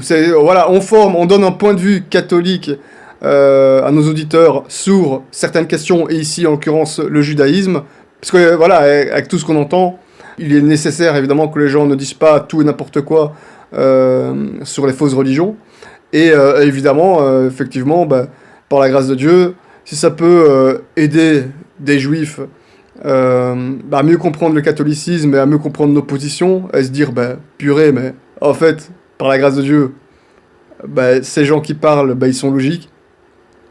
Donc voilà, donc, ça avec grande joie de vous recevoir parmi nous dans la Sainte Église. Ce serait une très grande joie. C'est toujours par la grâce de Dieu, parce qu'effectivement, bon, pour connaître un petit peu les milieux juifs, pour avoir eu un voisinage en Alsace assez juif, hein, je dois le dire, eh bien, c'est vrai que je me rends compte que ça peut être difficile parce qu'ils vivent dans une réalité abstraite qui c'est assez difficile à décrire, mais voilà, je comprends moi de mon point de vue effectivement leur espèce de, enfin, pourquoi ils sont tellement détachés. Et quand je regarde un petit peu les passions populaires un petit peu dans les milieux juifs, eh bien on se rend compte que voilà, on trouve beaucoup de personnes qui ne font en fait qui ne réfléchissent pas en fait, qui ne réfléchissent pas, c'est-à-dire qui n'ont pas cette et que, comme disait très bien le professeur Stéphane Mercier, qui disait très bien l'importance de la philosophie, mais de la philosophie vraiment qui correspond à la raison naturelle, c'est-à-dire qui correspond au bon, au vrai et au beau. Et Ouais. on voit, moi ce que je vois dans ces milieux juifs, c'est que très souvent on ne réfléchit pas, on suit tout simplement tel rabbin de telle communauté parce qu'il a du prestige, on suit un tel parce que voilà, c'est quelqu'un qui est puissant, il a de l'influence, il a du pouvoir, il a de l'argent, etc., etc. Donc on veut bien être vu dans la communauté pour avoir telle ou telle facilité. On ne réfléchit pas parce que voilà, il y a beaucoup de gens aussi qui sont. On en parlera dans cette émission dont j'ai parlé là, qui sera à venir. Mais il y a une grande fascination pour tout ce qui est astrologie. Euh, voilà, ils sont fascinés par par toutes ces histoires voilà de mauvais œil, de bon ange. Enfin, voilà, il y a une espèce d'angéologie tout à fait Ah oui, oui, oui, oui, différente et oui, excessive exactement. Ouais, ouais, chez eux, hein, ouais. Surtout qui la n'a rien à Kabbale, voir hein. avec Ouais, ouais, voilà, qui n'a rien à voir avec une dévotion qu'on puisse avoir envers son ange gardien, voilà, qui est tout à fait honorable et honnête, hein, bien sûr, dans le christianisme. Dans les milieux du judaïsme apostat, c'est quelque chose qui s'approche un petit peu de la superstition islamique, c'est-à-dire vraiment. euh, mais enfin, c'est plutôt les musulmans du coup qui ont récupéré tout ça dans cette superstition kabbalistique, hein, où ouais. vraiment on va. Voilà, c'est un peu ce que je disais hein, dans la précédente émission. Par exemple, le Sefer Yetzirah dit que voilà, l'œil gauche est sous l'influence de Saturne, l'œil droit est sous l'influence de Jupiter. Euh, voilà, votre foi il est sous l'influence de je sais pas quelle entité, etc., etc. Donc, ce n'est que ce genre de choses. Tout ça est interdit chez nous, hein. Voilà, Voilà, nous, l'être humain a une âme, il a une volonté. Il a une volonté, c'est il n'y a ça. pas de détermination par les planètes. Même si elles peuvent avoir une petite influence d'une façon ou d'une autre sur le cours de la vie, de la nature, etc. Mais il n'y a pas. Voilà, Oui, nous c'est ne sommes pas. pas déterminés par le mouvement des planètes, etc. Que les choses soient bien. Mais la claire, c'est C'est expliqué ça. dans notre religion. Ouais, ouais. C'est ça, dans la cabale juive, c'est vraiment de la superstition. Et on voit, moi, c'est ce que je constate hein, dans les milieux juifs. Et je pense que c'est quelques raisons que j'ai vraiment résumées sommairement, mais je pense que ces quelques raisons expliquent un petit peu pourquoi, effectivement, c'est souvent dur, et surtout aujourd'hui, à l'époque où le sionisme est triomphant, où l'Église est éclipsée, eh bien, c'est vrai que c'est très difficile de s'adresser à eux, mais heureusement, bon, par la grâce de Dieu, il y a Oui, quand c'est même ça. des Mm. éléments, il y a quand même des gens de bonne volonté qui voudront bien accepter les grâces divines. Ouais. Ça Alors, arrivait je souvent disais dans juste, l'histoire, et d'ailleurs, ça fait de très très belles conversions grâce à Dieu, hein. Ouais. bien sûr, il ne faut pas oublier que quand même voilà, les premiers, tous les apôtres étaient juifs, etc. Euh, de grands Voilà, saints étaient juifs, les vrais donc judéo-chrétiens d'ailleurs, voilà. voilà, comme dit notre Seigneur dans l'Apocalypse, hein, il rejette ceux qui disent qu'ils sont juifs mais qui ne le sont pas, et il parle effectivement, enfin selon les commentateurs, il parle effectivement du judaïsme apostat. Donc les juifs qui ont apostasié quelque part ont renié cette vraie judéité, c'est-à-dire appartenance au peuple Mhm. de la Judée antique. Eh bien voilà, c'est ça le paradoxe. Et comme tu l'as dit tout à l'heure, c'est vraiment ça qui est terrible. Hein. Ils ont dans leur fausse religion, ils ont récupéré tout ce qu'il y avait de pire dans tous les paganismes possibles et imaginables. Donc Mhm. c'est terrible. Christelle Alors Ellison, justement, hein. Christelle bah, Ellison. oui, voilà, Euh, franchement, c'est. quelle tristesse. Alors, Allons-y. tu disais Retour. Ouais. tu disais justement par rapport, enfin, voilà, on parlait justement de cette récupération de voilà, d'origine, toutes sortes de concepts païens. Et bien, par rapport à cet arbre de vie, on le retrouve effectivement, comme je le disais, dans le Rig Veda, et il se nomme dans ce système, il se nomme Lashvata. Pardon pour la prononciation. Dans le bouddhisme, il existe aussi, et il s'appelle l'arbre Bo, ou également appelé Ficus religiosa. Ah bah voilà. Ah bah voilà. En plein dedans. Ouais. Il apparaît également que dans les paganismes nordiques, scandinaves, on trouve aussi concept qui s'en approche un peu et qui s'appelle le Yggdrasil. Oufti. Et chez les Assyriens, on trouvait aussi un concept qui s'appelait l'Asherah. Hmm. Et alors ce qu'on appelle l'hermétisme, plutôt l'ésotérisme chaldéen, enfin, donc ça c'est vraiment le paganisme de tout ce qui était, tu sais, vraiment les peuples qui environnaient un petit peu la Judée à l'époque. Et donc les Chaldéens avaient aussi un système, s'approchant de l'arbre de vie, qui s'appelait le Java Alaim. Ce sont des concepts très intéressants parce qu'on rappelle quand même que dans la Genèse, eh bien, il est aussi question de cet arbre. Et on voit aussi les conséquences qu'il y a eu derrière. Et c'est pour ça aussi que les livres de la Kabbale juive s'attardent énormément, surtout les deux premiers, surtout le Sefer Yetzirah et le Sefer Abaïr, s'attardent énormément à faire une exégèse sur le livre de la Genèse. C'est assez remarquable. Alors, autre chose, ou plutôt pour continuer, comme je le disais avant de faire un petit peu cet aparté, la métaphysique de la Kabbale, comme je le disais, parce que là où on voit finalement la différence, en fait, parce que cette Kabbale juive, ce qui est très dangereux avec elle, c'est qu'elle reprend toute la cosmogonie, toute la métaphysique qu'on trouve ailleurs dans les paganismes, dans les gnoses païennes de toutes sortes. Ouais. Mais ce qui est très dangereux, c'est qu'elle prend des apparences d'exégèse biblique, qu'elle prend des apparences de religion biblique. Ouais, ça, c'est très dangereux. Alors que la Bible, une lecture objective de la Bible, nous démontre que la métaphysique biblique est tout à fait opposée à la métaphysique kabbalistique.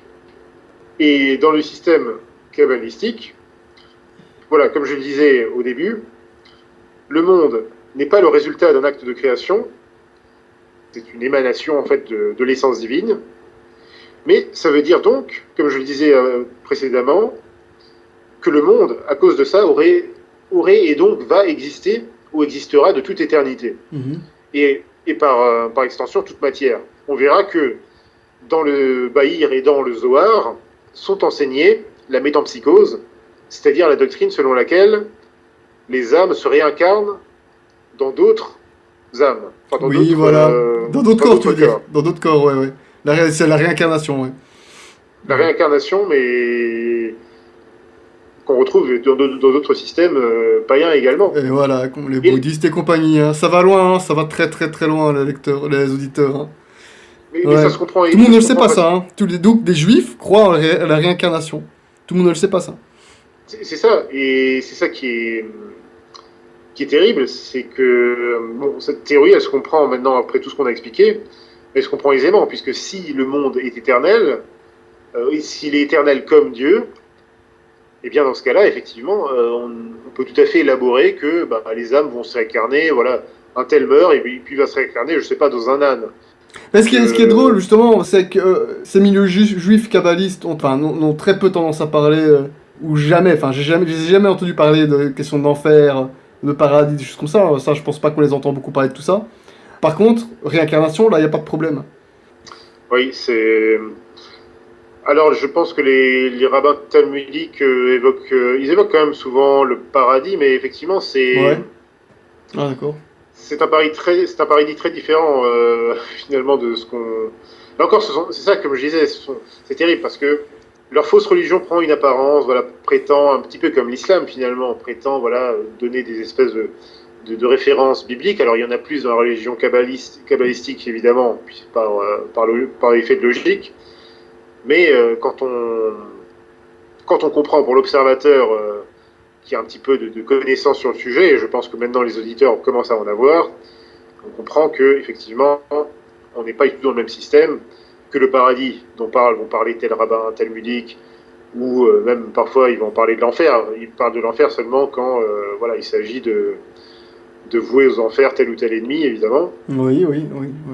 Mais on comprend que on n'est pas du tout dans le même système. Parce que, effectivement, tous ces concepts mènent forcément au panthéisme. Alors, par rapport justement à cette idée qu'il y aurait une espèce d'éternité du monde, Euh, Mhm. c'est assez grave parce que, premièrement, on peut remarquer que ce système est contredit non seulement par les premières phrases de la Genèse, ce qui est bizarre parce que tous ces livres, en particulier la Sefer Yetzirah, Sefer Abaïr, se concentrent en particulier sur la Genèse. Et ils vont élaborer des tonnes de choses. Voilà, tel mot veut dire ceci, tel passage de phrase veut dire cela, et évidemment avec un système exégétique qui est en fait une espèce de gnose numérique, de décryptage numérique qui tend à l'absurdité au final. Et alors, pas seulement contredit par les premières phrases de la Genèse, mais aussi par les premières phrases de l'évangile de Jean. On lit dans Jean, au commencement était la parole, et la parole était avec Dieu, et la parole était Dieu. Alors que le Baïr postule que le monde existait de toute éternité, non seulement de façon potentielle, c'est-à-dire en idée en quelque sorte, c'est-à-dire que dans le Sefer Yetzirah, on avait déjà vu ça, c'est-à-dire que théoriquement, et ça c'est très grave parce que ça veut dire que selon ce système, et ça se comprend tout à fait, Dieu a besoin de l'existence du monde. Alors que c'est faux, Dieu se Mhm. suffit à lui-même. Dieu se suffit à lui-même, il n'avait pas Ouais. besoin. C'est ce qu'on dit dans notre religion, ouais, c'est ça. Exactement, Dieu n'avait pas besoin de créer. C'est par pur acte d'amour, par pure miséricorde, par une infinie miséricorde, et c'est là où se trouve finalement une vraie notion d'infinité, si on comprend bien, enfin, d'un point de vue catholique. Mais dans le concept d'infinité kabbalistique, c'est tout à fait différent. Euh, Parce que du coup, c'est ça qui est incroyablement grave et blasphématoire, c'est que forcément, si on conçoit que Dieu est dans le monde, que le monde est en Dieu, et que du coup, puisque Dieu est infini, le monde est infini. Et du coup, ça veut dire que le Baïr va exposer que cette idée du monde existait en potentialité. Ça veut dire quoi? C'est une autre indication de cette espèce de métaphysique euh, qui est quasiment qui mène au polythéisme, de dire que finalement il y a des étapes quasiment, non seulement dans l'émanation qui va aboutir à l'émanation à la création du monde dans le système kabbalistique, mais qui va non seulement conduire en fait à la création, ou plutôt à l'émanation de différentes parties de Dieu. Et c'est ça Ouais, qui est c'est ça. terrible. Je ne sais Ouais. pas si je me fais bien comprendre par les auditeurs, mais c'est un peu complexe, mais c'est ça, cette idée de potentialité de l'existence du monde, enfin de l'éternité du monde dans le Baïr, elle démontre en fait encore plus finalement le gros problème qu'il y a avec la métaphysique kabbalistique. Alors donc, il y a cette idée-là que le monde existait de toute éternité, donc non seulement en idée, en puissance, en potentialité, mais aussi en réalité. Donc en fait, par rapport à cette distance, alors c'est ça qui est bizarre, il y a aussi des formes de dualisme dans ce système kabbalistique. Bah, ça, c'est typique chez Mais les gnostiques, encore une fois. Mhm. voilà, effectivement, mais ce n'est pas du tout le dualisme tel que nous on le comprend par rapport à la métaphysique.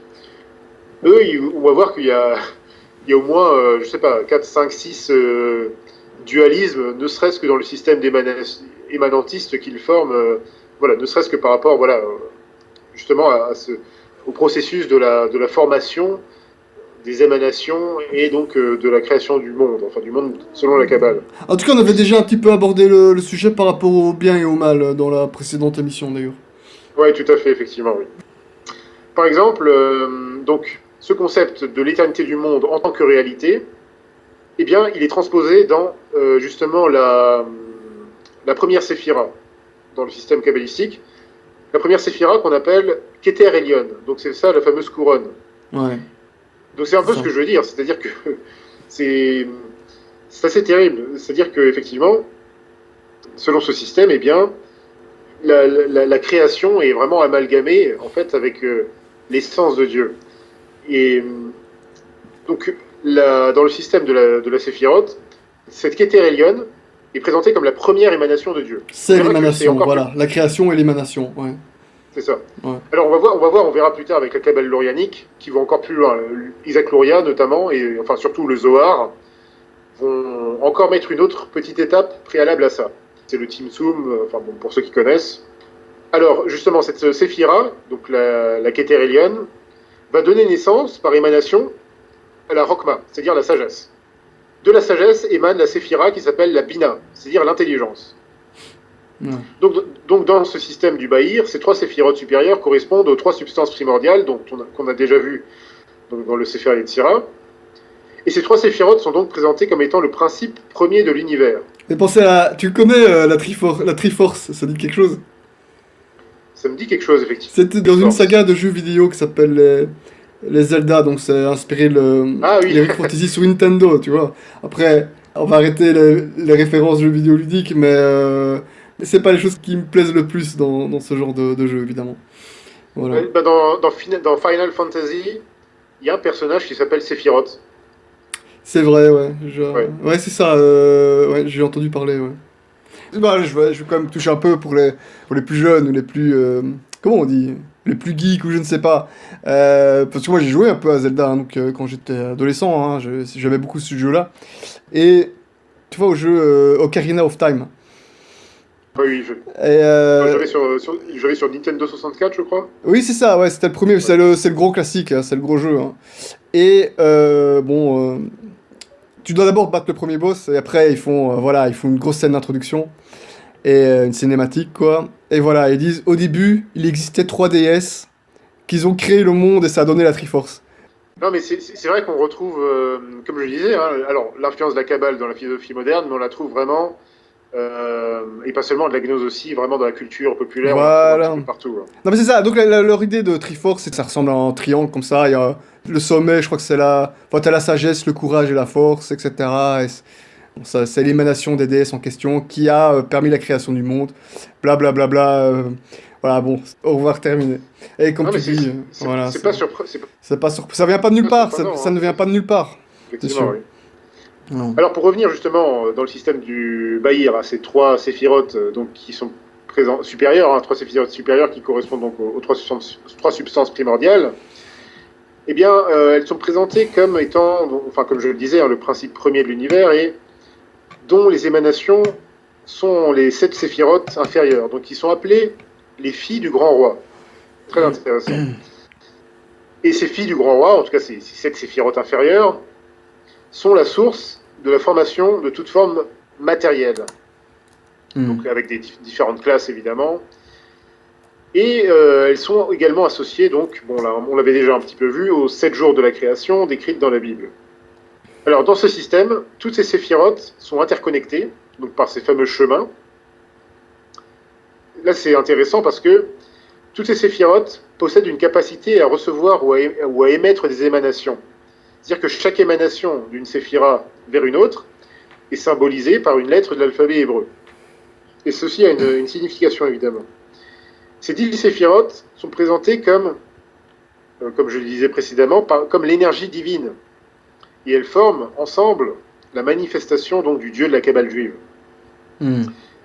Et la principale innovation en fait, du Bahir par rapport au Sefer Yetzirah, il est dans le fait que dans le Bahir, la transcendance relative, c'est-à-dire le panenthéisme, hein, le panenthéisme c'est plutôt la transcendance relative entre ces émanations divines, alors que maintenant dans le Bahir, ça l'espèce a un panthéisme encore plus explicite, même si bon, c'était déjà très explicite avant, mais c'est-à-dire que à chaque étape, c'est-à-dire que dans les premiers livres de la Kabbale, donc la littérature de la Merkava, le panthéisme était seulement sous-jacent, finement sous-jacent.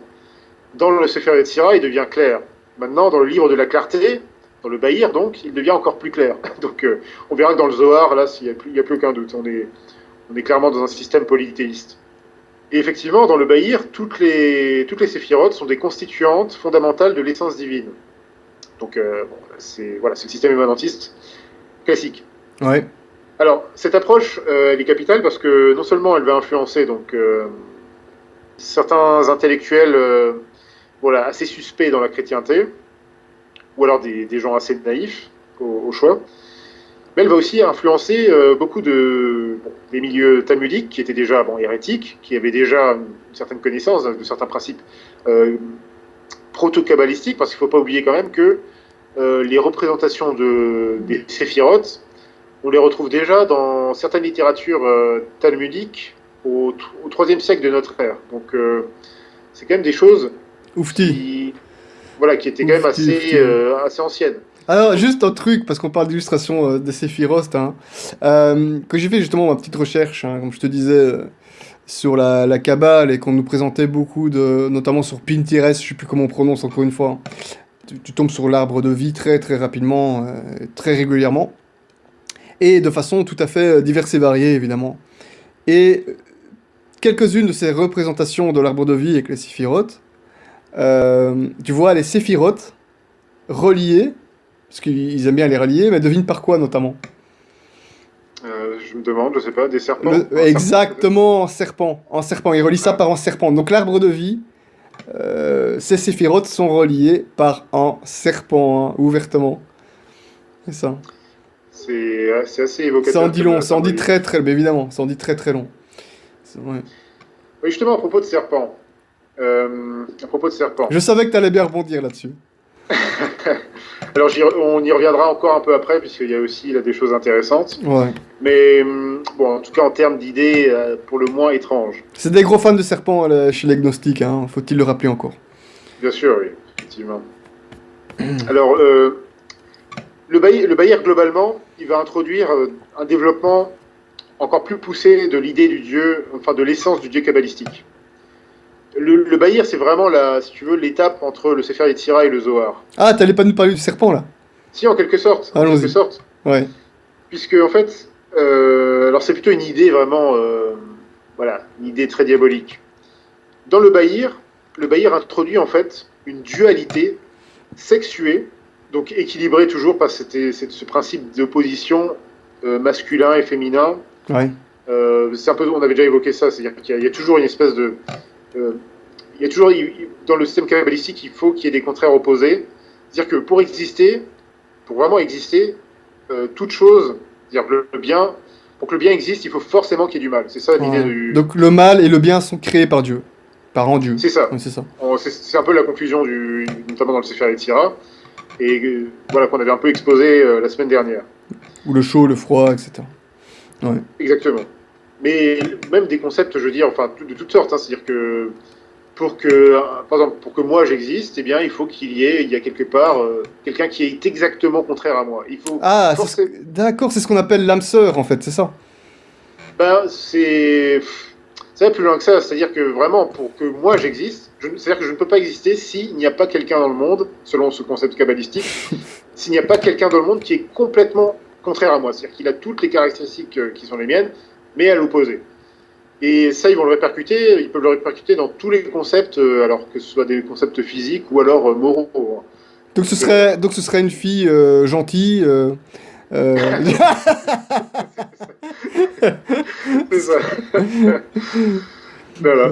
Alors enfin, donc pour aller un peu plus loin dans cette idée de cette dualité sexuelle, donc ce n'est qu'un exemple de ces oppositions contraires obligatoires, enfin, selon une logique un peu étrange. Eh bien, par exemple, l'érudit juif Charles Mopsik, qui est un grand expert de la Kabbale juive, un grand historien de la Kabbale juive, dans son livre Kabbale et Kabbaliste, il va commenter, je cite, « Le couple mâle-femelle occupe une place prépondérante dans le Baïr, à la fois comme désignation de la structure duelle du monde divin et comme forme finale de l'unification des puissances divines. » Fin de citation. Donc qu'est-ce que ça veut dire? Ça veut dire que, selon la Kabbale, Dieu, en fait, est présenté le Dieu kabbalistique est présenté comme étant un espèce de Dieu androgyne, qui est à la fois féminin et masculin, qui est à la fois... voilà. On va comprendre pourquoi. Alors, en fait, là, dans ce système des opposés contraires, ce sont des systèmes qui sont repris, sous cette forme-là, qui sont repris dans les systèmes de la gnose païenne.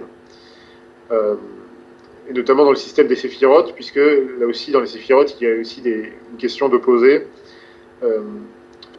contraires. Et évidemment, on pense tout de suite, à l'heure actuelle, aux personnes ouvertement sataniques, de type Laveyen et autres, qui représentent Satan, justement, oui. régulièrement, comme un mi-mâle, mi-femelle, quoi. Tout à fait, oui, c'est vrai, exact. Et alors justement, cet amalgame, cette idée-là, où est-ce qu'il la trouve? Encore une fois, c'est là où tout est le danger, où le danger se trouve, c'est qu'ils le trouvent effectivement dans un commentaire qu'ils font, une exégèse qu'ils font, tout à fait erronée de la Genèse, puisqu'en fait ils vont dire que puisque Dieu a créé l'homme à son image, et puisque Dieu a fait l'homme mâle et femelle, tout comme il a fait une main droite et une main gauche. Hein. Et puisqu'il est écrit donc dans Genèse 2,26, ils seront une seule chair, eh bien, à partir de ça, ils vont déduire que, puisque l'homme, selon eux, est une partie de Dieu, c'est-à-dire que l'homme n'est pas une création divine à proprement parler, mais il est une émanation divine, eh bien forcément, puisqu'il est à l'image de Dieu, eh bien ça veut dire qu'en fait Dieu, enfin le Dieu kabbalistique en tout cas, est homme et femme. Il est androgyne. Voilà, et on va voir, puisque effectivement, il y a une séphirote très importante qui est par exemple la Shekinah, qui est très populaire dans le judaïsme, dans le judaïsme populaire, j'ai envie de dire, qui elle aussi est présentée comme un attribut féminin donc dans cet arbre de vie.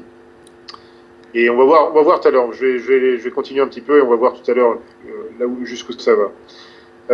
Alors, cette idée audacieuse donc des auteurs du Bahir, elle se comprend forcément une fois qu'on comprend donc leur panthéisme radical. Alors, ça vient plus de chez eux que dans le livre de la création, cette dualité.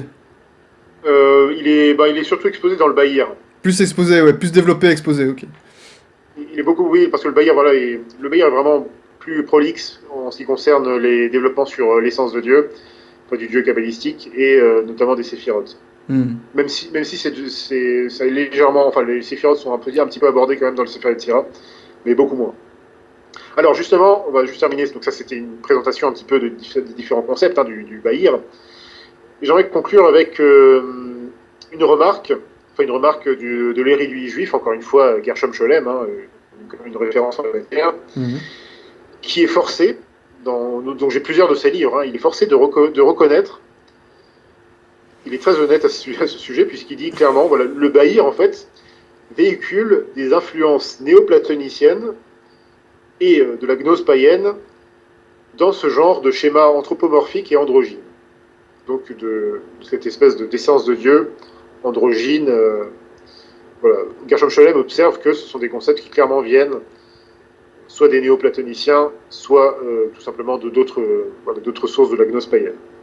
Et donc, comme je le disais, le style vraiment pseudo-exégétique, puisque là on est vraiment dans la pseudo-exégèse, donc vraiment des commentaires complètement erronés et hérétiques des Saintes Écritures. Mais ça fait que l'auteur du Bahir prétend expliquer, et c'est tout l'objet quand même de la Kabbale en général, prétend expliquer la signification mystique de certains passages du livre de la Genèse. Et va tenter d'expliquer également la signification que va prendre telle ou telle forme ou telle ponctuation de certaines lettres hébraïques. C'est exactement comme la grammatologie des gnostiques marcusiens, on avait déjà un peu parlé la semaine dernière, c'est-à-dire que là, le Bahir va aller encore un peu plus loin, c'est-à-dire que vraiment, il va étudier les formes des lettres de l'alphabet hébreu, il va en déduire certaines choses. Par exemple, vous avez la lettre Shin dans l'alphabet hébreu, le Shin c'est le S, donc qui peut envoyer symboliquement, dans la symbolique de la Kabbale juive, il peut renvoyer à pas mal de choses, et ça c'est très intéressant parce qu'il peut renvoyer à la fois à Dieu en fait, c'est-à-dire El Shaddai, donc c'est l'un des noms de Dieu, mais il peut renvoyer aussi à Satan, El Shaitan. Oh là là, que c'est effrayant. Oh là là. Ouais. Et bon, voilà, mais, tu l'as déjà un petit peu dit tout à l'heure, effectivement, comme il y a une absence de distinction entre bien et mal dans le système kabbalistique, et il y a, et comme en fait la Kabbale élabore au final donne à Dieu la responsabilité du mal, de l'existence du mal dans le monde, eh bien, on verra un peu plus loin qu'effectivement, il y a dans ce type d'exégèse grammaticologique de la Kabbale, qui s'apparente en fait à la guématrie talmudique, eh bien, il va y avoir des conclusions à un moment donné qu'effectivement, il va y avoir des développements par rapport à comment tu sais retranscrire le nom de Dieu, Yahvé, avec les lettres, donc Y, etc. Et il y a un moment donné, surtout pas mal de kabbalistes chrétiens vont retrouver ça à la Renaissance, ils vont trouver qu'effectivement, certains kabbalistes insèrent un S dans ce nom de Dieu. Mais c'est très intéressant parce que les kabbalistes chrétiens, on le verra, ils vont conclure. Alors, souvent, ce Alors, sont quand des tu dis grands... kabbaliste chrétien, c'est juste des chrétiens qui étudient la Kabbale pour Oui, savoir ce qu'il en est, ou est-ce que c'est vraiment des personnes là, qui y adhèrent, là, je parle plutôt d'érudits orthodoxes, hein, des vrais chrétiens catholiques qui, orthodoxes, qui s'y sont penchés, ouais. qui se sont pensés à titre d'étude. Hmm. Alors, Pour attaquer, pour attaquer. voilà, alors J'espère bien. parfois avec un peu de naïveté, mais toujours en fait effectivement avec cette idée d'évangéliser. Voilà, on va y venir justement parce que c'est ça un peu la Connais ton prochaine ennemi, partie. hein, ouais, c'est ça. Hmm. Mais le truc c'est qu'ils ont trouvé ça, ils ont trouvé que finalement le nom de Dieu pouvait se formuler avec ce fameux, donc cette retranscription hein, donc de YHWH, donc pour Strict Yahvé. Sauf ils arrivaient à y insérer un S. Donc là, il faut retranscrire tout ça dans l'alphabet hébreu. Hein. Oufti. Ils plaçaient un S au milieu de cette phrase, mais en fait, ça donnait Yehoshua, c'est-à-dire le nom de Jésus en fait. Ah oui. Alors, je ne sais plus par quel procédé, mais finalement, c'était un peu l'observation qu'ils avaient faite. Bon, là c'est positif, ça c'est bien. Là, c'est positif, Ça, mais il c'est... semble qu'en fait, chez les kabbalistes juifs, au contraire, leur conclusion à eux, des kabbalistes juifs, c'était plutôt que ce S signifiait en fait qu'il y avait effectivement du mal en Dieu. Donc, Ah, puisque ça sous-entend l'idée de Satan, du shaitan, quoi. Ouais. ouais, ça renvoyait à la lettre S. Ouais. Alors, dans leur symbolique, voilà, ça pouvait renvoyer effectivement à cette idée-là, à cette idée du serpent, donc voilà, la lettre Shin. Et d'ailleurs, la lettre Shin, alors si les auditeurs veulent taper ça, vous tapez Shin, vous aurez certainement donc S-H-I-N. Voilà, pas le pays. Ouais. Et en fait, ça vous donne et en hébreu, donc la lettre en hébreu, ça ressemble un petit peu à un trident en fait. Et donc le trident étant effectivement enfin dans l'iconographie, on va dire populaire, le trident étant effectivement l'attribut d'un dieu païen comme Neptune, mais aussi du diable, hein, le diable ou les diablotins en enfer, ils ont des tridents avec lesquels ils harcèlent les âmes des damnés. Ouais. Voilà. Et bon, il ne faut pas oublier quand même que une grande partie de la Kabbale juive est médiévale. Donc il se peut très bien, enfin toutes ces sources, le Bahir, le Sefer Yetzira, voilà, ce sont des compilations médiévales. Il ne faut pas oublier que ce sont aussi des gens qui s'inspirent clairement, que ce soit dans voilà, dans leur gnose, dans leur élaboration, dans leur spéculation. Forcément, ils sont influencés par le milieu, sans doute chrétien, dans lequel ils vivent. Quoi. Est-ce que tu pourrais peut-être aussi m'envoyer les images du tétagramme, puis le tétagramme avec le nom de Jésus-Christ, si tu as. Voilà, bah oui, je t'enverrai ça effectivement.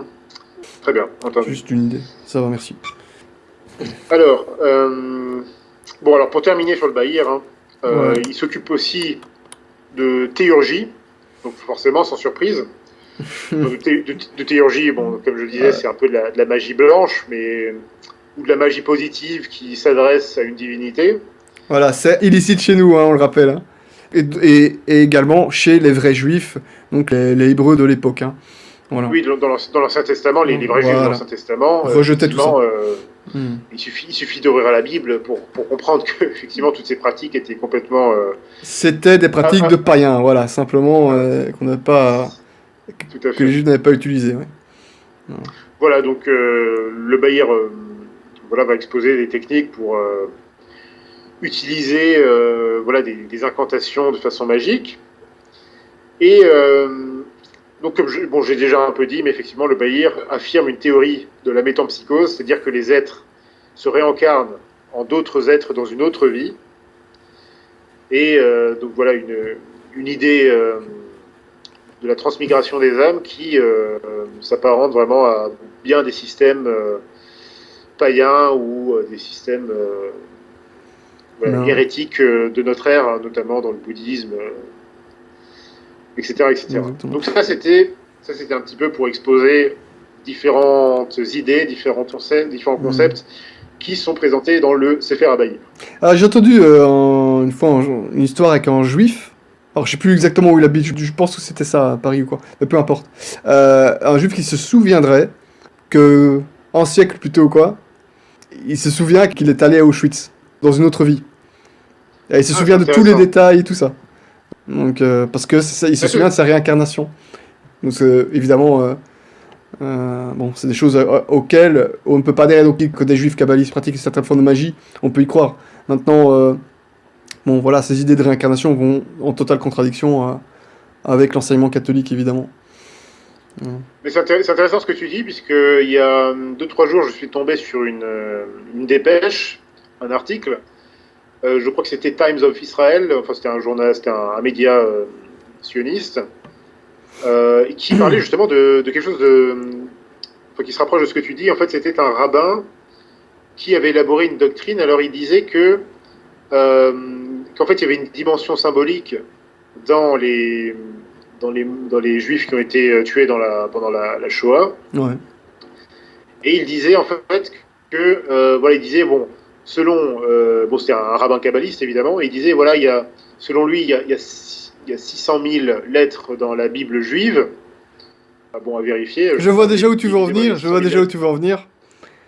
Voilà, et il disait qu'en fait, ces 600 000 lettres symbolisaient 600 000 âmes, et il disait qu'en fait, ces 600 000 âmes, c'était 600 000 âmes qui étaient mortes donc pendant cette Shoah. C'était pas censé être 6 millions, Euh, plutôt. Oui, voilà, bah, moi j'ai trouvé ça bizarre. Je me suis dit, bon, c'est assez étrange parce que c'est un peu quand même risqué ce qu'il dit là. C'est puni par la loi en France en tout cas, donc bon, voilà, Ouais, enfin, attends, j'en ai déjà entendu en tout cas, des pires, hein. Il y a une fois, c'était Ron non, Choya, en Israël. c'était Ron Choya, il avait Ah lâché. oui, Mais c'est, enfin, Abraham pour nous, Chaya. entre guillemets, enfin, pour n'importe qui, ce serait choquant. Il avait lâché euh, que bah, la Shoah, donc, Auschwitz et tout ça, c'était une punition de Dieu. Et c'était surtout des Ouais. libéraux, ou quoi, voilà, à cause des libéraux askénazes, d'ailleurs, qui étaient passés. Enfin voilà, donc c'était assez, pour n'importe qui, même des juifs non initiés, ça pouvait être assez choquant. D'ailleurs, j'avais raconté ça, cette petite phrase, j'avais lâché en prof en séminaire, parce que bon, j'ai pas fait le séminaire, mais j'ai fait un peu un enseignant en matière religieuse pendant un petit moment, enfin un court moment, parce que j'étais avec des conciliaires. Et donc, voilà, c'est vite parti en vrille. Mais pour lui, voilà, c'est tout à fait. Il n'était pas du tout étonné de ce que je lui disais. Donc, c'était le professeur en question, était spécialisé dans l'hébraïsme, donc dans tout ce qui concernait la pensée judaïque, mais bon, aller d'assez loin, hein. Il connaissait D'accord. l'hébreu et tout ça, tu vois ce que je veux dire. Voilà, c'était. Pour lui, entendre ça, c'était normal, parce que c'était la rétribution. Tu vois ce que je veux dire, ouais. Mais légalement, quelqu'un d'autre aurait lâché ça, il se prendrait une grosse amende ou une petite peine de prison, je sais pas. Oui, mais apparemment, ce sont des spéculations qu'ils entretiennent beaucoup, notamment dans les milieux kabbalistiques, puisqu'ils sont très intéressés par tout ce qui est mystique, ce genre de choses. Hmm. Donc, effectivement, c'est très courant. Et d'ailleurs, il y avait aussi un autre rabbin dont j'ai oublié le nom, qui avait défrayé la chronique il y a quelques années parce qu'il avait dit que, bon, selon lui, voilà, en fait, il réfutait le fait qu'il y ait eu tel ou tel chiffre voilà, de juifs morts pendant donc la Shoah. Et il en affirmait d'autres, et donc il élaborait toute une théorie. Mais c'est très. Il avait défrayé la chronique en Occident, mais dans l'État sioniste, bon, c'est pas si grave, quoi. Bon, dans Hmm. les milieux juifs, voilà, ils en parlent assez calmement, on va dire. Surtout dans les milieux religieux, en fait. Dans les milieux religieux, ils sont très. Puisque forcément, en fait, on l'a vu, cette idée-là, soit l'idée de Rabban Shaya, soit cette idée voilà, de cette transmigration mystique des âmes des 600 000 morts de la Shoah par ce rabbin-là. Attends, c'est censé, parce que tu dis beaucoup 600 000, mais en fait, officiellement, c'est censé être 6 millions. Officiellement, c'est 6 millions. Alors, Mais bon, eux, ils moi, disent 600 000, c'est ça? lui, il dit 600 000, alors je sais pas pourquoi, mais. Bon, alors c'est du révisionnisme, ça. Enfin C'est bon, du, après c'est pas notre problème, mais voilà. Mais le révisionnisme est un courant historique du sionisme. C'est marrant parce que le courant principal du sionisme national, le plus radical, s'appelle le mouvement révisionniste. Donc c'est assez cocasse parce que bon, Oui, bah, voilà, ouais, c'était à la mode avec l'affaire Dreyfus aussi, hein. Ouais. voilà. Non. On rigole beaucoup avec dans les milieux juifs. Ouais. C'est au moins ça. Bon, Ah ouais, on quand va même. continuer. Très bien. Bah écoute, ouais, je sais pas si t'as d'autres choses à dire, hein. Voilà, donc en fait, j'ai un peu parlé, tu sais, Il y a pas mal d'idées en fait dans la Kabbale juive qui peuvent quand même paraître surprenantes pour un chrétien qui n'aurait pas étudié les choses par le bon bout, qui n'aurait pas consulté les érudits catholiques qui en ont parlé. Parce qu'il y a ce concept, il y a cette espèce de couronne, le Keter Elion, donc l'espèce de trinité, cette espèce de fausse trinité, cette espèce de ces trois puissances primordiales qui sont présentées dans la Kabbale. Trois puissances, ouais, c'est ça, et c'est un peu divinité, quoi. C'est ça. C'est la divinité, ouais. Mais qui sont dans la Kabbale, évidemment, comprises comme juste des émanations très puissantes, mais qui, en fait, on verra plus tard, ne sont même pas les plus puissantes, en fait. Il y a encore un autre système au-dessus de l'arbre de vie. Ouais, ouais, voilà, juste au-dessus de cette couronne, il y a encore un autre système qui va être rajouté plus tard. Et puis il y a bien sûr toutes les séphirotes inférieures qui sont censées être des essences de Dieu et qui sont chargées en fait de procéder à la création et qui en fait qui sont assimilées donc aux 7 jours de la semaine par rapport au livre de la Genèse et qui sont en fait qui elles-mêmes vont produire des émanations. Donc dans le cosmos étant lui-même une émanation divine. Donc tel est le système panthéiste de la Kabbale. Mais malgré ce système panthéiste, effectivement, cette histoire de Trinité, ça peut paraître étonnant. Cette histoire de... j'ai présenté ça comme comme c'était, c'est-à-dire que cette espèce d'aspect androgyne qui est présenté chez le dieu de la Kabbale. Mais on va voir que c'est un peu plus complexe que ça encore, c'est-à-dire qu'effectivement, pour nous dans le catholicisme, eh bien, il y a notre Seigneur Jésus-Christ qui est Dieu incarné, donc qui est la deuxième personne de la Trinité. Il y a aussi l'Église, qui est l'épouse immaculée de notre Seigneur Jésus-Christ, qui est décrite comme telle, qui est décrite dans le livre de l'Apocalypse comme telle, qui est décrite aussi dans de très nombreux passages de l'Ancien Testament, dans les psaumes, dans le Cantique des Cantiques, et dans bien d'autres passages encore, dans le livre de Joël également. Bon, bref, l'exégèse les grands exégètes catholiques explique très bien à quel moment cette épouse peut renvoyer justement à l'église prophétisée, mais à d'autres moments, attention, elle renvoie aussi à une épouse infidèle qui est en fait, qui ne concerne évidemment pas l'église, puisque l'église est indéfectible, elle ne peut pas être infidèle, mais elle renvoie à l'ancienne synagogue, enfin l'Israël de l'Ancien Testament, pour symboliser l'apostasie de beaucoup d'entre eux à certains moments de l'histoire. Donc, il y a pas mal de choses qui peuvent paraître quand même assez étonnantes dans cette Kabbale quand même. Et c'est ça en fait qui va intéresser, c'est ce qu'on verra dans la prochaine partie. Il va y avoir, c'est ça qui va intéresser, si tu veux, ce qu'on appelle les kabbalistes chrétiens. Donc certains d'entre eux vont être étonnés par ces choses. Certains d'entre eux vont avoir une intention louable, c'est-à-dire qu'ils vont vouloir, que ce soit naïvement ou pas, ils vont vouloir se servir. Ils vont prétendre qu'ils peuvent se servir de la Kabbale, si tu veux, pour évangéliser les Juifs, pour leur montrer que la Kabbale, en fait, prouve la vérité du christianisme. Pitié. Voilà, dit comme ça, c'est un peu difficile à croire, c'est un peu difficile à concevoir, mais c'est ce qui va être entrepris par quand même des grands noms, comme des cardinaux, comme des abbés, enfin des gens tout à fait honorables à l'époque, mais aussi par des gens beaucoup plus, on peut vraiment soupçonner, qui ont vraiment eu une incidence beaucoup plus malheureuse. Alors il y a qui vont faire du mal à l'Église, quoi. Voilà, notamment Jean Rochelin, dont on parlera, des gens comme Guillaume Postel, et également le fameux Pic de la Mirandole, même s'il faut un petit peu mesurer la chose, c'est-à-dire que Pic de la Mirandole va vraiment être le kabbaliste chrétien par excellence, enfin plutôt du côté ésotérique, hérétique en quelque sorte. Mais par contre, à la fin de sa vie, il va complètement changer parce qu'il était en fait ami avec Jérôme Savonarole. Et Jérôme Savonarole va avoir une influence très positive sur lui. Dieu gracias. Et à la fin de sa vie, Pic de la Mirandole, il va vouloir brûler absolument tout ce qu'il a écrit. C'est bon, ça. Et il va devenir en fait un radical absolu. Donc, ça arrive. Très joli prénom, en tout cas. Très joli prénom. Pic. PIC. Voilà, mais très bien. En tout cas, il a su piquer pour finir. Allez, ça va. Voilà, malheureusement, il est mort empoisonné, je crois. Mais on verra que là, on était un peu dans la période médiévale. On restera dans la période médiévale au prochain épisode, mais on va faire la transition avec justement la Renaissance. c'est passionnant d'un point de vue historique et c'est aussi très important à comprendre pour les catholiques, pour comprendre ne serait-ce que des étapes de ce que nous avons vécu dans la chrétienté. Bah, très bien. C'était une super émission. Voilà, encore une fois, voilà, très très passionnant comme la dernière fois. Un très grand merci à toi et bah, vivement la suite alors, hein. Merci de l'invitation, à votre disposition. Merci beaucoup. À très bientôt, Guillaume. À une autre prière, hein. Salut à tous, une autre prière.